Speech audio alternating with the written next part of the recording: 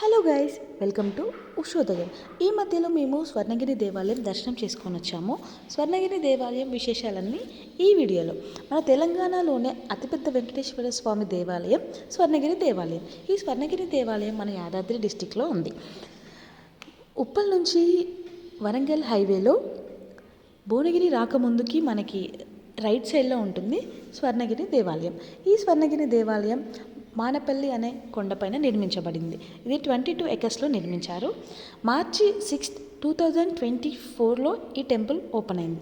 అప్పటి నుంచి ఇప్పటి వరకు ఎన్నో వేల మంది, ఎన్నో లక్షల మంది భక్తులు దేవాలయాన్ని దర్శించుకుంటున్నారు. ఇది టెంపుల్ లోపలికి వెళ్ళే దారి ముందు స్వామివారి పాదాలు ఉంటాయి. అది నమస్కరించుకొని మెల్లగా మేము అలా స్టెప్స్ ఎక్కి పైకి వెళ్తున్నాము. ఉప్పల్ టు వరంగల్ హైవేలో నియర్ ఎల్లమ్మ తల్లి టెంపుల్కి ఆపోజిట్లో ఈ స్వర్ణగిరి దేవాలయం అనేది ఉంది. స్వర్ణగిరి దేవాలయం టెంపుల్ టైమింగ్స్ వచ్చేసి మార్నింగ్ 5 AM టు ఆఫ్టర్నూన్ 1:30కి క్లోజ్ చేస్తారు.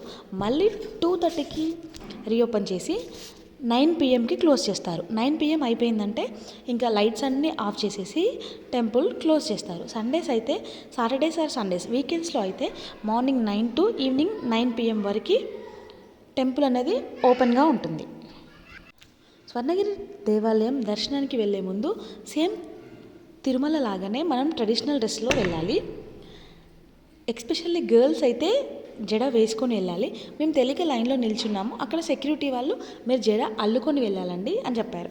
మేము ఇంకా లైన్లోనే జడ అల్లేసుకొని, మా వదిన ఇంకా నేను ఒకరికొకరం జడలు అల్లేసుకొని మేము దర్శనానికి అయితే వెళ్ళిపోయాం.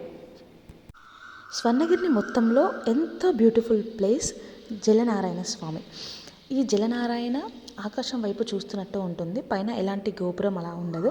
ఇక్కడ ఫొటోస్, వీడియోస్ అలా ఉంటాయి కాబట్టి చాలామంది ఇక్కడ ఫొటోస్, వీడియోస్ దిగడానికి చాలా ఇష్టపడతారు. వాటర్ పైన తేలి ఆడే జలనారాయణ విగ్రహం అన్నమాట.